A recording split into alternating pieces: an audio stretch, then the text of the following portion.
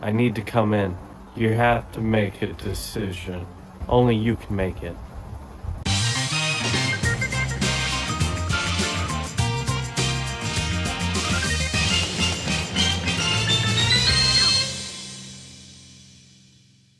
Well, here we go, guys. Fock at the Cabin, Episode 2, Season 2.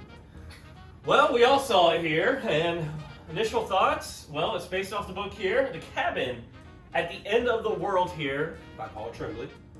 Andy here read it, so did Krista. I did. And so we'll kick it off with them. Guys, what did y'all think with the book? I'll let you start. So we had different opinions. I enjoyed the movie overall, but I preferred the ending of the book, which Andy preferred the ending of the movie. I did.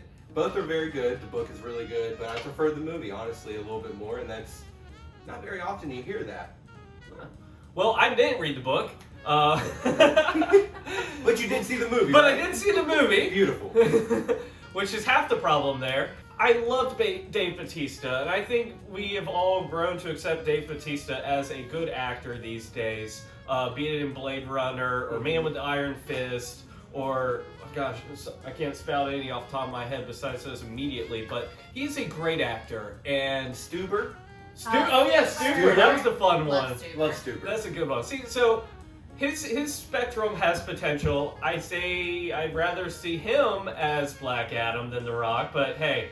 I don't hate that, actually. That's a great suggestion. Well, So back to the movie. back to the movie. Sorry, guys. No, fuck. Oh, I'm yeah. sorry, Herschel. Herschel keeping us in line. We have Herschel and Quack Quack over here in case you guys hear them. I enjoyed the movie. Didn't really care for any of the people in it except for Dave Bautista, though. I think ultimately I gave it You didn't like Ron Weasley? I didn't like Ron Weasley. There wasn't enough Ron Weasley. I have a problem. Every time I see him, I'm like, oh, that's Ron Weasley. That's not whoever he's playing. That's Ron Weasley. I mean, yeah, you could say that too with like Daniel. The Like, whole Harry Potter. The whole time, I thought Harry and Hermione was gonna come in, wave a wand, and and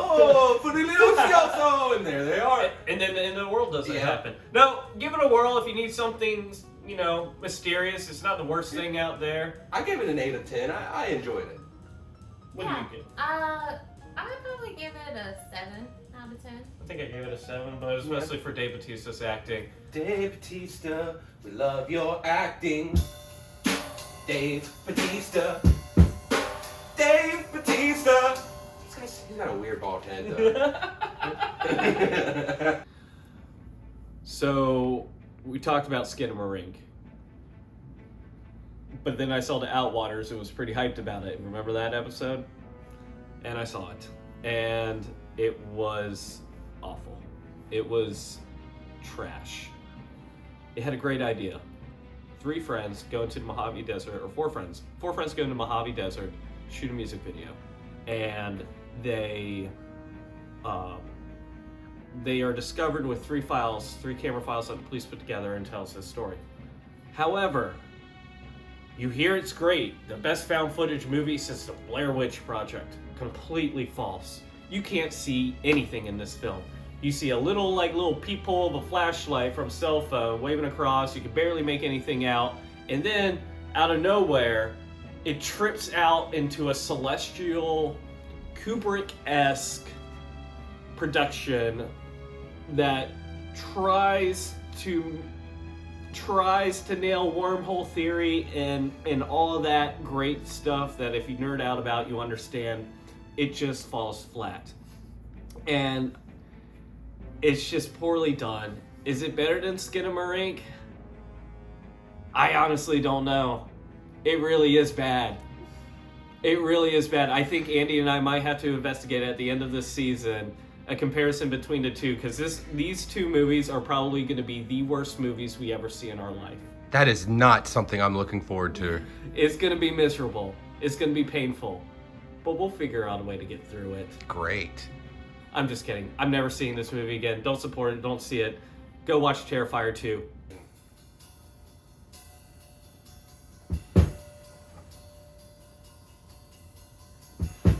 All right, y'all. We are back, and we have a few more we're gonna top it off with. First one we're going with was Ant-Man and the Quantum Realm? Ant-Man and the Quantum Realm? Quantumania. Quantumania. Sorry, guys. Oh, we're having a great intro here. You guys are lucky seeing this. Anyway, Ant-Man, I don't think we all enjoyed it. Will we see it again? Maybe on Disney Plus. I was gonna say, probably on TBS. Yeah, if it comes on, maybe I'd stop and watch it, but Background was movie. it good? No. It was barely above a 5, honestly, and only because it's a Disney Marvel movie. Yeah. Yeah, I felt obligated to see it and Mm-hmm. enjoy it somewhat. And the longer it sits, the more I'm like, oh. You know what I was really, you know what really grinds my gears? Why did we have to do the whole cheesy Tobey Maguire Spider-Man scene over again with Paul Rudd? Yeah, with Paul that Rudd. was so annoying. Why did we have to do it? We had to go through that again? Thank you, Disney. My favorite part was Murdoch. The huge Was Yeah, it your the favorite head. part or like the worst Yes. done part? the best and worst part. They both can be true. What in the What was world his did we name? get- The guy from the first movie. Darren. Yeah. Darren. Yes. Darren. Oh, yeah.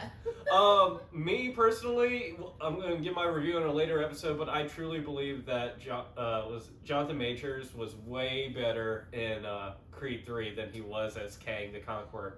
There, I said it. And you know what? With saying that, Jonathan Majors was still probably the highlight of this movie. Absolutely, he was still a better part of the movie. Yeah. It just, And this is the it first just doesn't time. fall. And we all agree on this one. A lot of people do agree that it wasn't a strong movie. No. So hopefully they can bounce back. I don't see any more Ant-Man movies coming though because of this movie. I will say I've heard a lot of people in the past say they get annoyed by Paul Rudd's acting. It's never annoyed me before until this movie. This movie got to me. I give it a 5, only because I have to. I Yep, gave it a that's where I'm 6.5 just because some of the graphics were impressive, but at the same time, some of the green screen scenes were obvious green screen. Obvious. Like, I could do better with that. It's true. For the next movie we all saw was Scream. Scream 6 now? Yep. Man. It's been like 10 years since we had Scream 4, so that's just impressive in itself. I loved it. I love the whole change in location. Love going to New York City. Love how violent this ghost face was. Not exactly the biggest fan of the reveal, but I still appreciate it on who they were and the motives behind it. They could have done it a little bit better with the execution part, but overall, I was happy with this ghost face. I love the new Core 4. I love Chad. I don't care what anybody says. I love Chad. Chad is great. And Chad's the cousin. The cousin? Yeah. The brother of the Meeks. Oh, okay, yeah. Chad Meeks. And Jared Ortega doesn't really do it for me, so I didn't really care for the love story that also gets involved in it. I think it took away from what Scream is.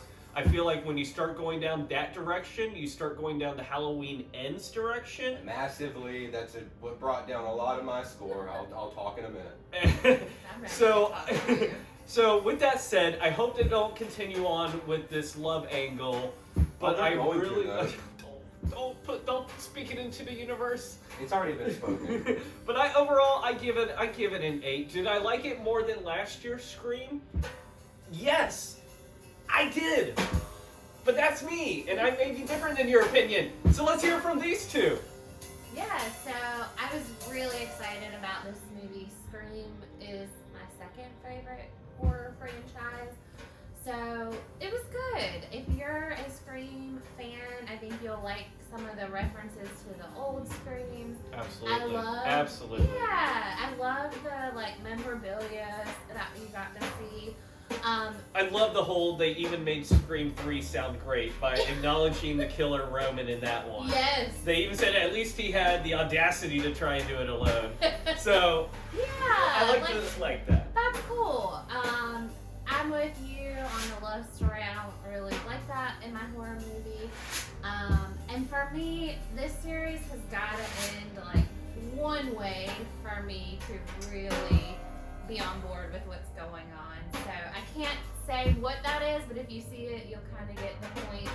There's got to be one master killer at the end, and I know who I want it to be. But see this, If you haven't seen Screams, go watch the other ones and then watch this one. It's worth it. So, I'm curious about that opinion. We'll do that off camera. yeah. All right, Andy. I didn't like it. It's the worst. In my opinion, it was the worst one of the whole series.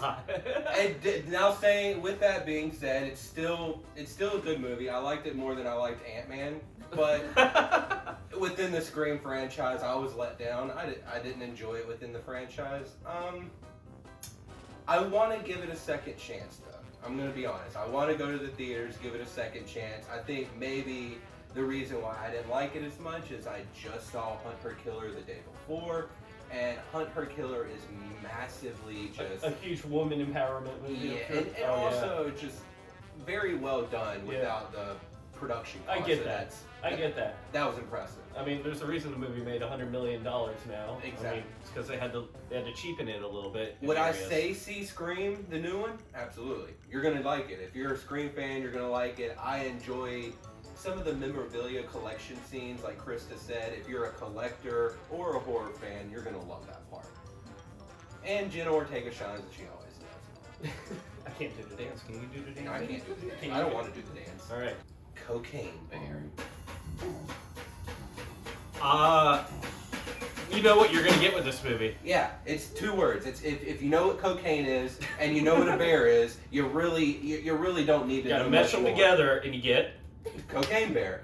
Okay. I gave it a 9 out of 10. I'm going first because I've seen a lot of people talk bad about it. Guess what? Stop being an asshole.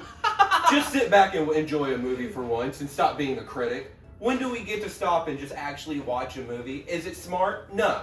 Is it good? Yes. Shut up. Watch Cocaine Bear. Next. Yeah, I thought this was awesome. Okay, shout out to Elizabeth Banks for directing this, absolutely. which I think bumps that up for me like 5 points because now it's like a 15. No, she crushes it. Crushes it. Yeah, I was really surprised actually because I expected what I Cocaine Bear, but no, this was really good. I love Carrie Russell, and generally Absolutely. she picks really good movies, which also. I was like, all right, I'm bought in. I loved it. It was like a thrill ride. It was funny. It was also horror, which was cool. And it was the last time we saw Ray Liotta on screen, which is a huge, just like if you're a movie fan, it pulls on the heartstrings. It does, Absolutely. yeah. It was really great. So if you're interested and can get past the title, give it a shot. Yeah. So I'm gonna be an asshole here and give it an 8. That's not really an asshole score, though. That's a good score. I just wanted more cocaine and more bear. That's fair. So with that said, I'm excited for a sequel. I can't wait to watch it again. But I also want to take this quick little moment to point out that it is not going to be released on 4K, which is a common thing these days with Universal Films and a few other companies. They're releasing them, like Megan, for instance. Only released on Blu-ray. There's a few others like that. Make sure you go support your physical media collections, everybody. Thank you. That's all I got to say about that matter, y'all.